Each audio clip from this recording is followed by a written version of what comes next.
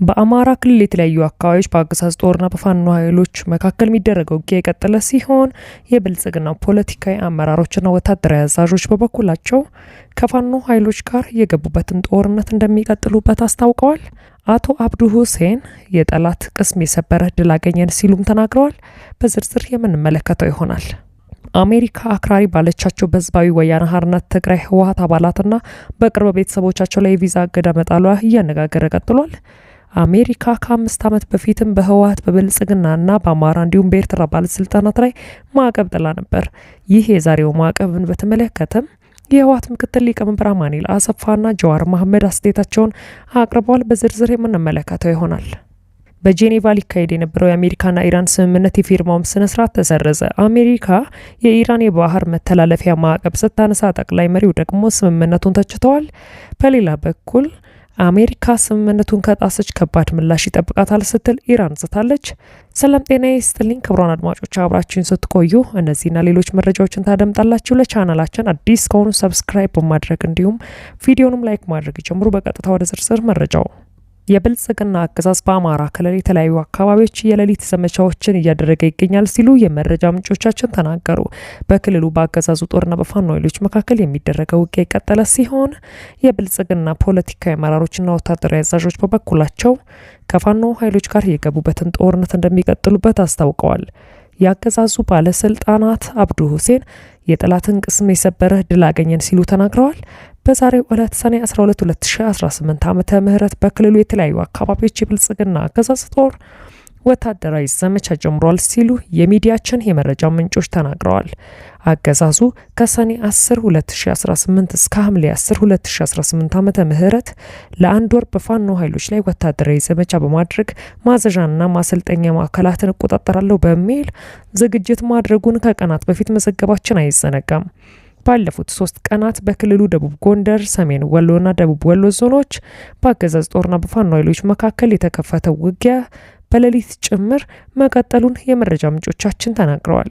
በተለይ በደቡብ ጎንደር ዞን ታች ጋይንት፣ ስማዳ፣ እስቴ እና ፎገራ ወረዳዎች የአገዛዙ ጦር በሚኒሻ አቅጣጫ መሪነት የሌሊት ዘመቻዎችን አድርጓልም ተብሏል። ዘመቻውን ተከትሎ በተጠቀሱት ወረዳዎች በአገዛዝ ጦርና በፋኖ ኃይሎች መካከል ውጊያ የቀጠለ ሲሆን በተጨማሪም አገዛዙ ከትናንት ጀምሮ በስቴ በጋይንትና ስማዳ አካባቢዎች ተከታታይ የድሮን ቅኝት እያደረገ ይገኛል ሲሉም የመረጃ ምንጮቻችን ጨምረው ተናግረዋል። በተመሳሳይ በወሎ ቀጠና የተለያዩ አካባቢዎች 2-3 ተከታታይ ቀናት ውጊያ መቀጠሉ ነው የተሰማው። በሰሜን ወሎ ዞን በትናንትናው ዕለት ከባድ ውጊያ በተደረገባቸው የጋሸና ዙሪያ አካባቢዎች ዛሬም ውጊያ የቀጠለ ሲሆን በቀጠናው መቄት ወረዳ ፍላቂት ከተማ ዙሪያ ደግሞ ዛሬ ውጊያ ተከፍቷል ሲሉ ነዋሪዎች ለሚዲያችን ተናግረዋል። በተጨማሪም በመቄት ቀጠና ሀና መኳት እንዲሁም ጫቷና ዳንዴ በር አካባቢዎች ከሌሊት ጀምሮ ውጊያ ይህ ዘገባ እስከተጠናቀረበት ጊዜ ድረስ ቀጥሏልም ተብሏል። በአገዛዙ ጦርና በፋኖ ኃይሎች መካከል የሚደረገው ውጊያ በዳውንት ወረዳና በአማራ ሳይንት ቀጠና ተባብሷል ሲሉ የፋኖ የመረጃ ምንጮቻችን ጨምረው ነግረውናል። በተለይ በአማራ ሳይንት ቀጠና አካባቢውን እስከ ሰኔ 30 2018 ዓመተ ምህረት ከፋኖ ኃይሎችና እናስለቅቃለን በሚል የአገዛዙ ጦር 11ኛ አዛዡ ጀነራል አድማሱ አለሙና ጀነራል ዘውዱ ሰጣርቄ በ3 ግንባሮች ውጊያ መክፈታቸውን አፋብን ሚኒሊክ እዝ አስታውቋል። በውጊያው የፋኖ ኃይሎች በአገዛዙ ጦር ላይ ከፍተኛ ጉዳት ማድረሳቸው እቅዱን አክሽፏል ያለው አፋብን በአካባቢው የተከፈተ ውጊያ አቅጣጫ ለመምራት ላይ የነበሩ የሚኒሻ ዘመቻ መሪና ሌሎችም መገደላቸውን አስታውቋል። የአገዛዙ ጦር በአማራ ሳይንት ወረዳ ጓሜዳ እንዲሁም ተድባ ማርያምና ዋራው አቅጣጫ የነበረውን ውጊያም ተቀልብሷልን ብሏል። በተመሳሳይ በትናንትናው ዕለት ሰኔ 11 2018 ዓመተ ምህረት በጎጃም ሜጫ ቀጠና ከመራዊና ወተት አባይ ከተሞች በመነሳት ወደ ፋኖ ተኩስ በከፈተ የአገዛዙ ጦር ላይ ከፍተኛ ወታደራዊ ኪሳራ ደርሶበታል ሲሉ የመረጃ ምንጮቻችን ነግረውናል። የአገዛዙ ጦር ወደ አማሪት መንቀሳቀሱን ተከትሎ ውጊያው መከፈቱን የጠቀሱት የፋኖ ኃይሎች ይቻሌ የተባለ ቦታ የተደረገውን ውጊያ ተከትሎ የአገዛዙ ጦር ወደ ኋላ ለመሸሽ ተገዷል ሲሉም አስታውቀዋል። በሌላ በኩል የብልጽግና ፖለቲካዊ አመራሮችና ወታደራዊ አዛዦች ከፋኖ ኃይሎች ጋር የገቡበትን ጦርነት እንደሚቀጥሉበትም አስታውቀዋል። የአማራ ክልል የብልጽግና ምክትል ርዕሰ መስተዳድር አቶ አብዱ ሁሴን የጠላት ቅስምን የሰበረ ድል አገኘን ሲሉም ተናግረዋል። ያገዛዙ ወታደራዊ አዛዦች የብልጽግና ከፍተኛ አመራሮች በወሎና ጎንደር ወቅታዊ ግምገማ በሚል ስብሰባ ማድረጋቸው ነው የታወቀው።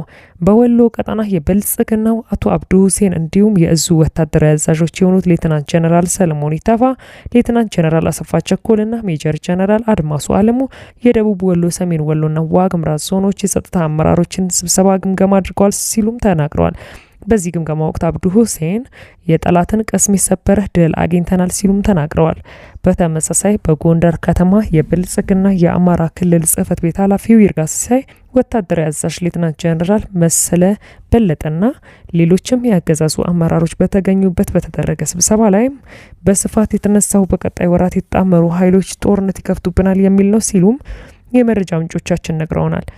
ያገዛዙ ወታደራዊ አዛዦችና የብልጽግና አመራሮች እየመጣብን ባለው ላሉት ውጊያ ዝግጅታቸውን እንደገና መፈተሽ እንዳለባቸው ደጋግመው በስብሰባው ላይ አንስተዋል ሲሉም የሚዲያችን የመረጃ ምንጮች ነግረውናል። ይህ በእንዲህ እንዳለ አሜሪካ አክራሪ ባለቻቸው በህዝባዊ ወያነ ሓርነት ትግራይ ህወሓት አባላትና በቅርብ ቤተሰቦቻቸው ላይ ቪዛ እገዳ መጣሏ እያነጋገረ ቀጥሏል። አሜሪካ ከ5 ዓመት በፊት በህወሓትና ብልጽግና እንዲሁም በአማራና በኤርትራ ባለስልጣናት ላይ ማዕቀብ ጥላም ነበር። ይህ የዛሬውን ማዕቀብ በተመለከተ የህወሓት ምክትል ሊቀመንበር አቶ አማኑኤል አሰፋ ምላሽ ያቀረቡ ሲሆን ጀዋር መሐመድ ደግሞ አስተያየታቸውን አቅርበዋል። የሀገሪቱ ውጭ ጉዳይ መስሪያ ቤት በግለሰቦቹ ላይ እርምጃ የወሰደው በአሜሪካ የውጭ ጉዳይ ፖሊሲ ላይ ከባድ ነው፣ አሉታዊ መዘዞች ሊያስከትሉ ይችላሉ የተባሉት ሰዎችን ቪዛ የሚከለከሉበትን ህግ በመጥቀስ ነው። ይህ ህግ በ1944 ዓመተ ምህረት በሀገሪቱ ተወካዮች ምክር ቤት የወጣው የኢሚግሬሽንና ዜግነት አዋጅ ሲሆን ህጉ በውጭ ሀገር ዜጎች ላይ የቪዛ ገደብ የመጣል ስልጣን ለአሜሪካ ውጭ ጉዳይ ሚኒስቴር በቀጥታ ይሰጣል። የውጭ ዜጎች የአሜሪካ ቪዛ ለማግኘትም ሆነ ሀገሪቱ ለመግባት በምን ምክንያት ገደብ ይጣልባቸው እንደሚችል በዝርዝር ሰፍሯል። በተዘረዘሩት ምክንያቶች መካከል የጸጥታና ተያያዥ ምክንያቶች የሚከተሉት ክፍሎች ይገኙበታል። በህወሓት አባላት ላይ የተጣለው የቪዛ ገደብ በሚመለከት በአሜሪካ የውጭ ጉዳይ ሚኒስቴር ቃል አቀባይ ቶሚ ፒጌት አማካኝነት የተሰራጨው መግለጫ ይህን የአዋጅ ክፍል ያጣቀሰው ሆኗል። በአዋጁ በተሰጣቸው ስልጣን መሰረትም የአሜሪካ የውጭ ጉዳይ ሚኒስትር ማርኮ ሩቢዮ የወሰዱት እርምጃ በትግራይ ክልል ያለውን ቀውስ ለመፍታት የሚደረገው ጥረት በማደናቀፍ ረገድ ተጠያቂ የሆኑትን ወይንም ተባባሪ የሆኑ ግለሰቦችን የሚመለከት እንደሆነ በመስሪያ ቤታቸው መግለጫ ላይ ሰፍሯል። ሆኖም መግለጫው የቪዛ ገደብ የተጣለባቸው የሚችሉ ግለሰቦች ማንነትን በዝርዝር አልገለጸም። የሩቢዮ እርምጃ ይፋ የሆነው በአገዛዙ የፌዴራል መንግስትና በህወሓት መካከል ከፍተኛ ውጥረት በነገሰበት ወቅት ላይ ነው። ይህ ውጥረት በትግራይ ክልል ለ2 ዓመታት የተካሄደውን ጦርነት ዳግም ይቀሰቀሳል የሚል ስጋት እንደፈጠረም የአሜሪካ የውጭ ጉዳይ መስሪያ ቤት በትናንትናው መግለጫው ላይ በይፋ ጠቅሷል። የአሜሪካ የውጭ ጉዳይ መስሪያ ቤት ለዚህ በማሳያነት የጠቀሰው ባለፈው ጥር ወር በትግራይ ጸጥታ ኃይሎች እና በኢትዮጵያ መከላከያ ሰራዊት መካከል ተፈጥሮ የነበረውን ግጭትም ነው።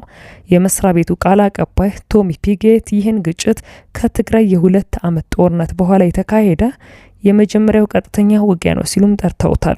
ቃል አቀባዩ የጠቀሱት ግጭት የተካሄደው የትግራይና የአማራ ክልሎች የሚወዛገቡበት ጸለምትና ጠለምት አካባቢ ነው። ግጭቱ የተቀሰቀሰው የትግራይ ኃይሎች ወደ እነዛ አካባቢዎች መግባታቸውን ተከትሎ ሲሆን በወቅቱ የትግራይ ኃይሎች ከመከላከያ ሰራዊትና በአካባቢ ከሚንቀሳቀሱ ሚኒሻዎች ጋር ለቀናት ውጊያ ማድረጋቸውን የትግራይ ክልል ማስታወቁም ይታወሳል።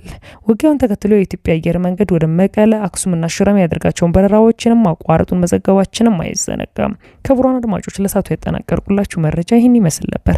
ከጥቂት ሰዓታት በኋላ በሌሎች መደመጥ ካለባቸው መረጃዎች ጋር እንደገና የምመለስ ይሆናል። እስከዚያው መልካም ቆይታ።